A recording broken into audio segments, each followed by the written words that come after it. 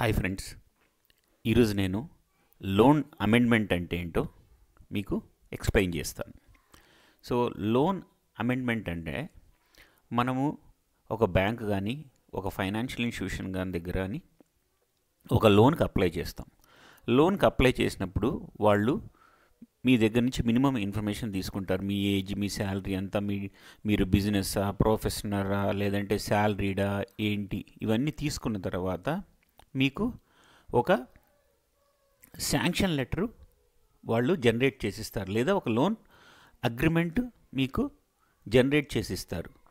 అది మీరు చూసిన తర్వాత అందులో ఉన్న టర్మ్స్ అండ్ కండిషన్స్ అన్నీ మీకు కనుక ఓకే అయితే నెక్స్ట్ డాక్యుమెంటేషను డిస్బర్స్మెంట్కి వెళ్తుంది.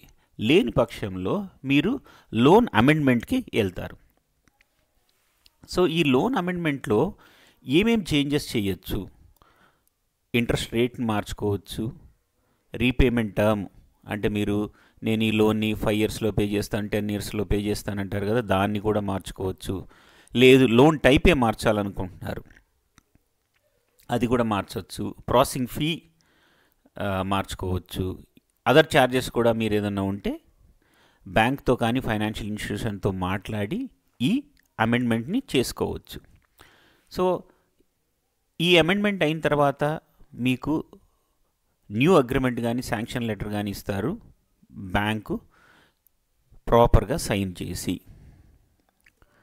రేట్ ఆఫ్ ఇంట్రెస్ట్ మీకు ఒరిజినల్గా ఇచ్చిన లోన్ శాంక్షన్ లెటర్లో కానీ అగ్రిమెంట్లో కానీ 9.75 ఉందనుకోండి, మీరు 9.5 అడగచ్చు. ఆ చేంజెస్ చేసి మీకు శాంక్షన్ లెటర్ ఇస్తారు. రీపేమెంట్ టర్మ్ అంతకుముందు మీరు 5 ఇయర్స్ వాళ్ళు ఇచ్చుంటారు, మీరు 10 ఇయర్స్ అడగచ్చు. లేదు, వాళ్ళు 10 ఇయర్స్ ఇచ్చుంటే మీరు 8 ఇయర్స్ చాలు అని అడగచ్చు. ఓకే, ఇవి కూడా అమెండ్మెంట్ చేసుకోవచ్చు, చేంజెస్ చేసుకోవచ్చు.